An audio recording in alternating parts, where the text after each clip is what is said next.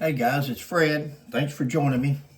This video may be a little bit interesting to some of you.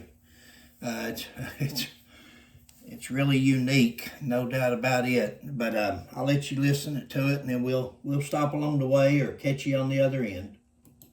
Or Ripley County police officers currently facing criminal charges resigned. Our Candace there attended a town meeting, and she joins us live with this new information and why some residents are not happy about them.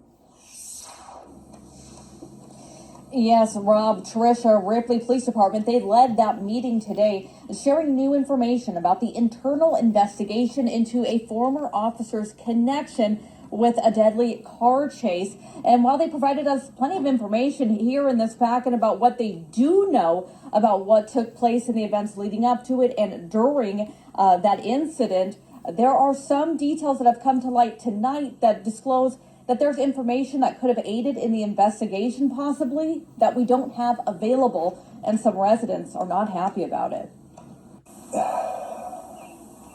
I'm upset with the village, along with the majority of the people. Things have to change. And to make changes, we're going to have to get rid of the people that's there, plain and simple. Frustrations boil over during a presentation by Ripley Police Chief Corey Herron. He revealed new details about the internal investigation into former officer Caleb Savage. In May, Savage was charged with reckless homicide in connection with a March 12th crash that happened in Maysville, Kentucky. Investigators say Savage attempted to stop Ryan Mitchell, who was driving a Dodge Charger. Mitchell was the suspect in a hit-and-run crash that caused property damage in Aberdeen. Kentucky State Police tell us that while pursuing Mitchell, Savage did not turn his emergency lights and sirens on until he crossed the border from Ohio to Kentucky. Troopers say Mitchell lost control of his vehicle and crashed, but Savage continued on the highway and returned to Ripley, Ohio, without rendering aid. Mitchell was pronounced dead at the scene. During the investigation into Savage's role in the crash, he still actively worked for the Ripley Police Department. Herron claims that's because KSP did not inform him that criminal charges would be filed against his office. Guys, I wasn't there. I don't know anything about it other than what you're listening to now. But do you really need a criminal complaint or criminal investigation? You've got an officer that pursues another vehicle into another state, never activates their lights. Then when the person wrecks, they continue on, circle around, and go back to where they came from without ever stopping to help the person or see if he can get them out of the vehicle. Does that really take I don't know this chief, don't know this department, don't know nothing. Just what I'm hearing, but this chief says he didn't relieve that man of his duties because he didn't know they was going to do the investigation and stuff. Well, shucks, it's against the law to leave a scene of an accident, especially with injury. Just as a civilian, the officer should have stayed there and rendered aid. You know, this man was involved in a hit and run. No doubt he's trying to get away, but when he sees these headlights behind him, he's in my mind, you guys think about it.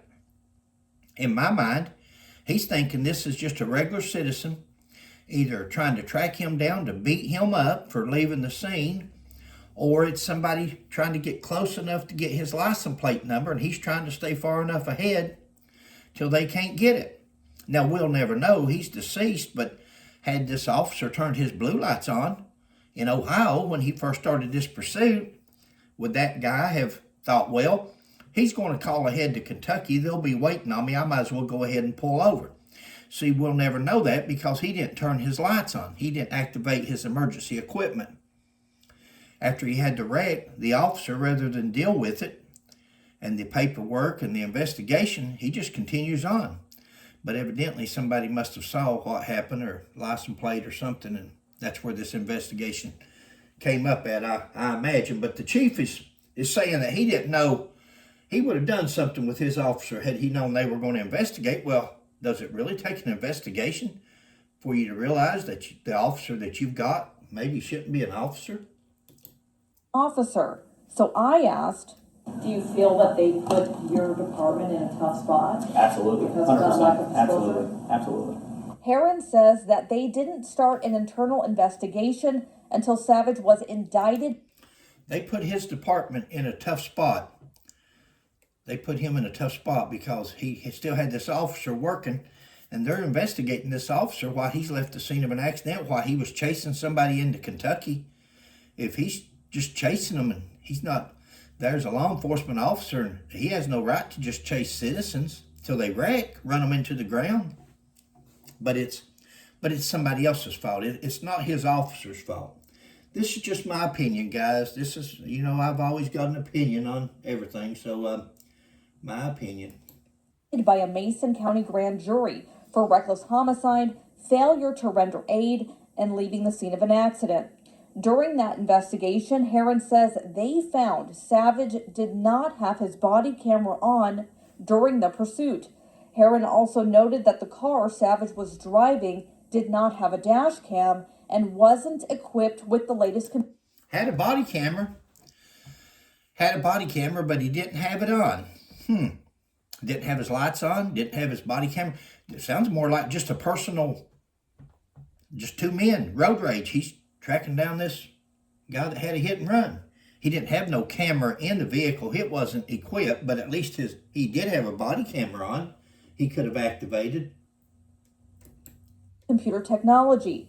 This revelation was a source of frustration for some residents who say they have seen council spend money in a number of areas, including police, but the results the town is producing aren't meeting. Why does everybody do this? That's why I started showing these videos, guys. That's why I started this channel, to start showing these videos and say, hey, let's don't shut the gate after the cow gets out. Let's make some changes now. There's one thing that's available to law enforcement now that's come a long way. That's body cams, vehicle cams. We can now, once upon a time, we couldn't back up what we were saying in court. For a good police officer, there's nothing better than a body camera or a camera in your car. For a good officer, that's a second officer. You've got a partner with you. You got a second set of eyes. But see, for a bad officer, that's a crutch. That's something bad to have, a camera, somebody monitoring you, somebody watching how you do your work, whether you do it correctly or not. Now, they're complaining here. They're saying out of all the money we've spent on things throughout this city, we need cameras. We need updated equipment. Well, it's out there. Besides the guns and bulletproof vests for police officers, then that's a required. That should be one of the most important things to have, is a body cam, and that they wire it and that they activate it. And if it's tampered with or erased or anything at all is wrong, then that officer's integrity, his honesty is no good, and get rid of him. You don't need a camera for him no more, because you don't need him. I'll finish it up, sorry. Their expectations. There needs to be a lot of changes right now. There has to be.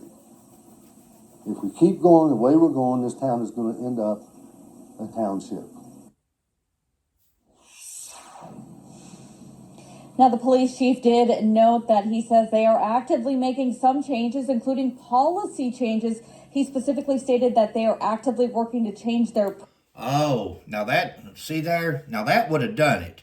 If we had only had a policy change. It's no big deal that we have state laws in Ohio and Kentucky that you can't chase people. You can't have road rage. You can't, as a policeman, if you're in pursuit of somebody, you have to activate your emergency equipment to let him know you're after him, along with letting the general public know to get out of the way. If we had only had a policy, the man committed criminal homicide, all the failure to render aid. If only there was a state law that said, if somebody's in an accident, you have to stop and try to assist. Whoa, wait a minute. There is a law like that. There's all kinds of state laws in Ohio and Kentucky, but if we only had a policy, we're going to change our policy book now. Pursuit policy from what it was under that incident. He also stated that the department has recently received a few vehicles that do have more updated technology. From Ripley, Candace Hare, Fox 19 Now. Thank you, Fox. Thanks for a good story, good coverage. Said enough. Thank you guys for watching. Please like and subscribe if you like these videos. I work hard on these things. No, right there's who works hard is these reporters. You know, I've said for years, there's no better detective or investigator out there than a TV news reporter or a newspaper reporter. These people do an excellent job. So thank you guys. Catch you on the next one.